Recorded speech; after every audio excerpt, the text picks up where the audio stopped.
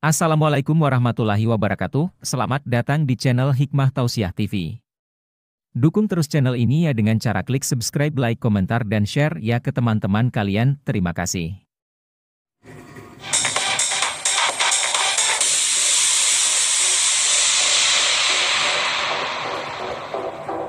Bani Israel yang disebut Al-Quran merupakan keturunan Nabi Yakub alaihissalam, berbeda dengan Israel saat ini yang didominasi Zionisme.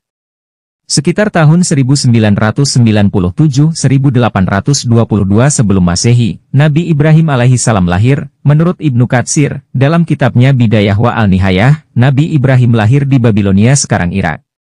Beliau memiliki anak bernama Ismail, atau bapak bangsa Arab, dan Ishak. Selanjutnya, dari Nabi Ishak alaihissalam memiliki anak bernama Yakub yang juga disebut Israel, dan kelak termasuk salah satu dari 25 nabi dan keturunannya disebut Bani Israel. Al-Quran mengatakan hal ini dalam surah Asy-Syafa'at. Dari keturunan Nabi Ishak nanti akan menjadi anak yang taat kepada Allah, sebagian lagi akan menjadi keturunan zolim, inilah yang kelak menjadi bangsa Israel. Dan kami memberi dia kabar gembira dengan kelahiran Ishak, seorang nabi yang termasuk orang-orang yang saleh. Kami limpahkan keberkatan atasnya dan atas Ishak. Dan di antara anak cucunya ada yang berbuat baik dan ada pula yang dolim terhadap dirinya sendiri dengan nyata. Al-Quran Surah Asy-Syafa'at Surah ke-37 ayat 112-113. Nabi Ishak adalah putra Nabi Ibrahim dari istri Sarah. Sementara dengan istri keduanya, Siti Hajar, Nabi Ibrahim alaihissalam dikaruniai putra bernama Ismail yang kelak kemudian menurunkan bangsa Arab Hijaz. Nabi Yakub alaihissalam mendapatkan tugas kenabian dari Allah. Dalam rangka melancarkan tugasnya, Allah memberikan Yakub 4 orang istri dan 12 anak. Istri pertama bernama Liah melahirkan 6 orang anak, Rawabin, Sami'un, Lawiyah, Yahudza, Badzakir dan Zambalan. Istri kedua bernama Rahil melahirkan 2 anak, Yusuf dan Benyamin. Istri ketiga bernama Zalifah melahirkan 2 anak, Zaid dan Ashir, dan istri keempat bernama Barihah melahirkan anak, Dana dan Naftalia. Lihat buku, Yahudi Al-Alkitab, Ulil Amri, tahun 2004. Sebagian besar nabi dan imam, pemuka agama, Bani Israel merupakan keturunan Lewi. Beberapa keturunannya antara lain Musa, Harun, Samuel atau Samuel, Ilyas atau Elia, Zakaria, dan Yahya atau Yohanes Pembaptis. Sebagian pendapat menyatakan bahwa Maryam atau Maria termasuk keturunan Lewi. Dalam Islam Yakub adalah orang soleh dan sebagai seorang nabi, meski namanya cukup banyak disebutkan bila dibandingkan nabi yang lain, kisahnya yang termaktub dalam Al-Quran hanyalah terkait kehidupan Nabi Yusuf dan wasiatnya. Israil adalah nama kedua untuk Yakub alaihissalam. Dan, kepada Yakub inilah Bani Israil atau bangsa Israel bernasab. Arti Israel sendiri, seperti yang termaktub dalam sumber rujukan Arab, adalah pilihan Allah, atau hamba Allah. Adapun makna harfiah atau etimologis menurut kaum Yahudi ialah orang yang bergulat dengan Tuhan. Di dalam bahasa mereka, Isra artinya bergulat, sedangkan El artinya Tuhan. Diartikan demikian karena orang-orang Yahudi ini meyakini, seperti yang tertera dalam kitab Taurat, bahwa Yakub pernah bergulat melawan Allah dan berhasil mengalahkannya. Maha suci Allah dari anggapan mereka itu. Lihat Taurat, Kitab Kejadian 32-25-29. Dalam Al-Quran, nama Yakub disebut 16 kali, dia juga disebut dengan Israel sebanyak 2 kali. Dalam Al-Quran tidak dikisahkan mengenai Yakub yang berdakwah kepada kaum tertentu, tetapi disebutkan bahwa dia selalu mengingatkan manusia kepada negeri akhirat. Namanya dalam Al-Quran kerap dirangkaikan bersama Ibrahim dan Ishak, juga dengan beberapa nabi yang lain, menegaskan kedudukannya sebagai nabi, orang soleh, dan sosok beriman yang diberi wahyu dan petunjuk oleh Allah. Disebutkan pula bahwa Allah menganugerahi kitab dan kenabian pada keturunannya. Umat Islam juga diperintahkan untuk beriman kepada wahyu Allah, baik yang diturunkan kepada Nabi Muhammad maupun kepada nabi-nabi yang lain, di antaranya adalah Yakub. Juga diperintahkan untuk tidak membeda-bedakan para nabi dan berserah diri kepada Allah. Pada mulanya, keturunan Yakub hidup, tinggal, di wilayah tengah Palestina. Kemudian pindah ke suatu pedesaan di daerah Gurun Nakob, selatan Palestina serta dekat dengan semenanjung Sinai. Baik Al-Quran dan Alkitab menyebutkan mengenai wasiat Yakub sebelum meninggal. Dalam Al-Quran disebutkan bagaimana Nabi Yakub alaihissalam bertanya kepada anak-anaknya, "Adakah kamu hadir ketika Yakub kedatangan tanda-tanda maut?" Ketika ia berkata kepada anak-anaknya, "Apa yang kamu sembah sepeninggalku?" Mereka menjawab, "Kami akan menyembah Tuhanmu dan Tuhan nenek moyangmu, Ibrahim, Ismail dan Ishak, yaitu Tuhan yang Maha Esa, dan kami hanya tunduk patuh kepadanya." Al-Quran Surah Al-Baqarah ayat 133. Wasiat Yakub dalam Alkitab terkait peran dari keturunan anak-anaknya di masa mendatang, seperti keturunan Yehuda akan mewarisi tongkat kerajaan, keturunan Zebulon akan tinggal di tepi laut dan menjadi pangkalan kapal, keturunan Asher akan memiliki makanan mewah berlimpah, dan akan memberikan santapan raja-raja, dan keturunan Naftali akan dikaruniai anak-anak yang indah. Selama hidupnya, Nabi Yakub melakukan perjalanan ke utara Irak, kembali Palestina, dan akhirnya menetap di Mesir, hingga meninggal di usia 147 tahun. Dia dimakamkan di Hebron, Palestina, bersama dengan ayahnya, sesuai dengan keinginan terakhirnya. Jenazahnya diantar ke Palestina dan diiringi putra-putranya, para pegawai raja, dan para sesepuh istana. Nabi Yakub dikebumikan di Gua Mahpela, atau Gua para bapa leluhur, di Hebron, bersama Sarah, Nabi Ibrahim, Nabi Ishak, Ribka, dan Lea. Setelah menjadi wilayah kekhalifahan, tempat ini didirikan sebuah masjid, yang kini kita kenal dengan Masjid Ibrahimi. Penjajah Zionis memasuki Masjid Ibrahimi, tempat Nabiullah Ibrahim, istri dan keturunannya dimakamkan. Penindasan Fir'aun. Sesudah Yusuf dan Yakub wafat, keadaan Bani Israel di Mesir berubah drastis. Mereka mengalami penghinaan maupun penindasan di tangan penguasa Fir'aun. Terkait peristiwa tragis ini, Allah pun berfirman, "Dan, ingatlah, ketika kami menyelamatkan kamu dari Fir'aun dan pengikut-pengikut Fir'aun. Mereka telah menimpakan siksaan yang sangat berat kepadamu. Mereka menyembelih anak-anak laki-lakimu dan membiarkan hidup anak-anak perempuanmu. Dan pada yang demikian itulah merupakan cobaan yang besar dari Rabb-mu." Al-Quran Surah Al-Baqarah ayat 49. Kemudian Nabi Musa menyelamatkan Bani Israel dari tangan Fir'aun. Sekali lagi kisah ini diriwayatkan dalam Al-Quran di beberapa tempat. "Dan kami wariskan kepada kaum yang tertindas itu, bumi bagian timur dan bagian baratnya yang telah kami berkahi. Dan telah sempurnalah firman Tuhanmu yang baik itu, sebagai janji, untuk Bani Israel disebabkan kesabaran mereka. Dan kami hancurkan apa yang telah dibuat Fir'aun dan kaumnya, dan apa yang telah mereka bangun." Al-Quran Surah Al-A'raf ayat 137. Yakub bukan seorang Yahudi. Fakta yang sesungguhnya ialah bahwa Yakub bukanlah salah seorang pemeluk agama Yahudi.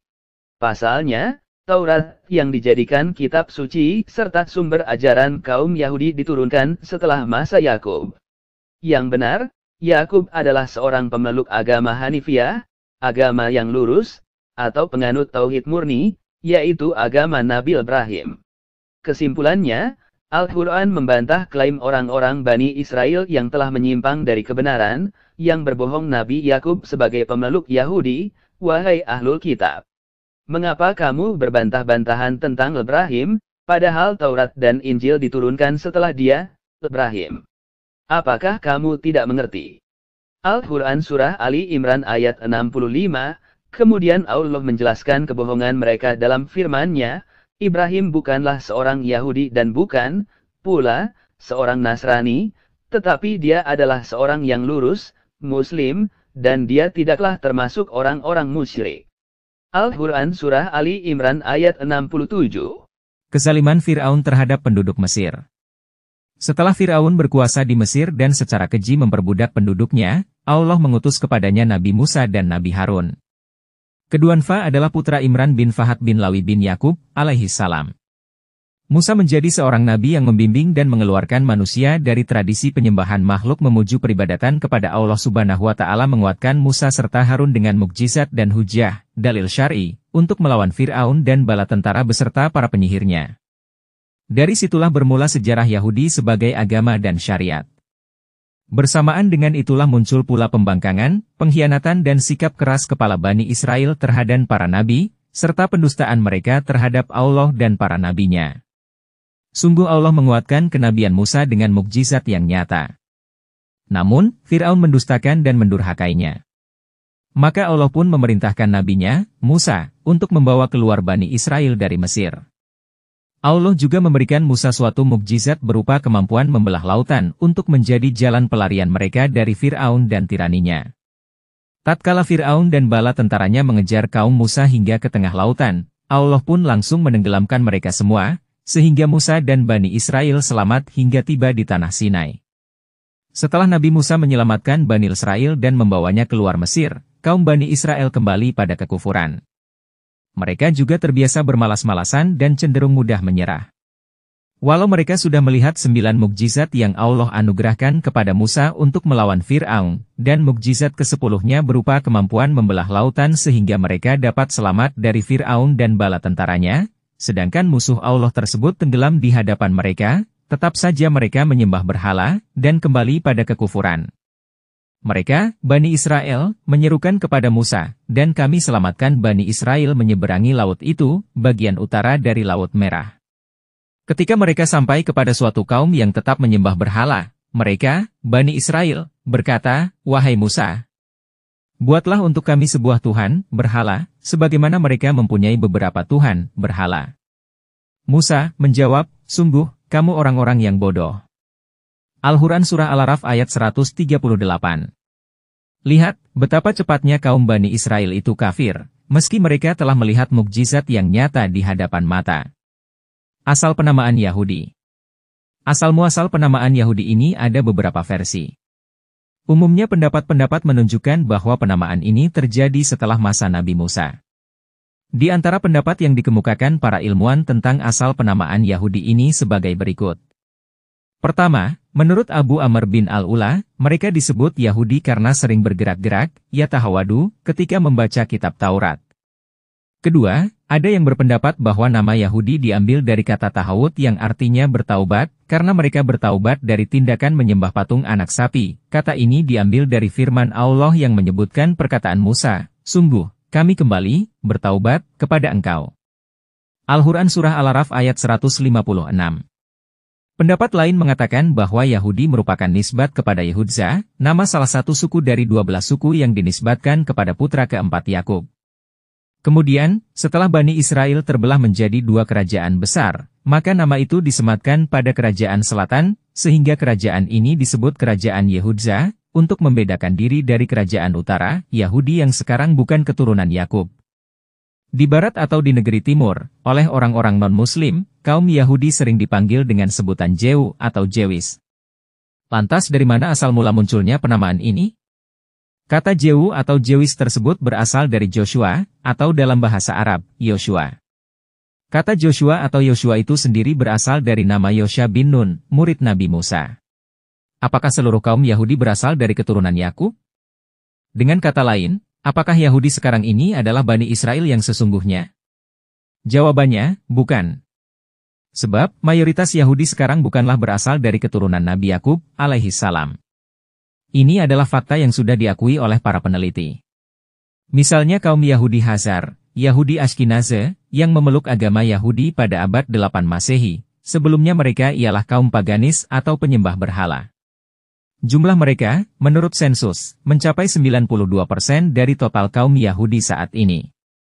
Sementara 8% sisanya berasal dari suku penganut paganisme dari pedalaman Afrika dan Asia, serta pesisir Laut Tengah, Yahudi Shephardim dan Flasca. Mereka semuanya diyakini bukan berasal dari keturunan Yakub. Sejarah mencatat bahwa Tubba, atau Tuban As'ad Abu Karab, Raja Yaman yang merupakan umat Yahudi, telah memaksa rakyatnya untuk turut memeluk agama ini. Lah membakar hidup-hidup mereka yang menolaknya.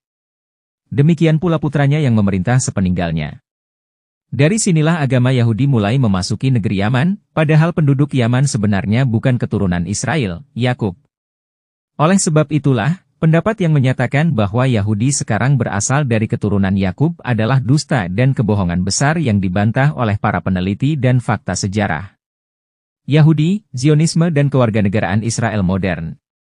Ada banyak undang-undang yang menetapkan siapa saja yang berhak menyandang status kewarganegaraan Israel, yakni sesuai dengan undang-undang yang berlaku di negeri Zionis tersebut, di antaranya adalah Undang-Undang tentang Kepulangan Yahudi ke Israel.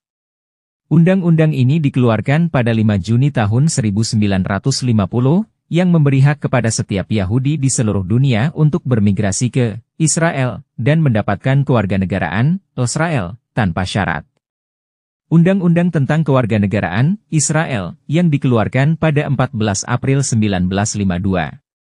Undang-undang ini terbagi ke dalam dua isi pokok atau inti. Pertama, bagi kaum Yahudi Palestina, mereka mendapatkan kewarganegaraan Israel tanpa syarat apapun. Kedua, bagi bangsa Arab Palestina, mereka bisa mendapatkan kewarganegaraan Israel dengan 3 syarat. 1. Tercatat di dalam dokumen bahwa ia sudah berada di wilayah Palestina sejak sebelum tahun 1948. 2. Tidak memiliki kewarganegaraan lain. 3. Bercakap dengan bahasa Ibrani. Sebenarnya, apa yang sekarang dikenal dengan sebutan negara Israel berdiri di atas fondasi rasisme teologis yang keras. Sejak awal hingga akhir, negara ini hanyalah milik Yahudi ekstrim dan penjajah, tak ada yang lainnya. Jumlah populasi pendudukan Israel sebanyak 9.506.000. Sejak berdirinya negara palsu, Israel, ada 3,3 juta orang telah berimigrasi ke tempat ini, 45% dari mereka tiba sejak tahun 1990. Israel menyambut sekitar 25.000 imigran baru pada tahun 2021, meningkat 29% dari tahun 2020. Sebagian besar imigran berasal dari Rusia, 30%, Prancis, 15%, Amerika Serikat, 14%, dan Ukraina, 12%. Bangsa Israel modern saat ini adalah mereka yang mendukung pembentukan dan mendukung tanah air bagi orang-orang Yahudi yang berpusat di wilayah jajahan Palestina, itulah Zionisme. Karenanya, penduduk Israel yang sekarang tidak bisa disamakan dengan bangsa Israel sebagaimana yang dimaksud Al-Quran dari berbagai sumber. Kalau sudah menonton, jangan lupa like, subscribe, share, dan lonceng notifikasinya.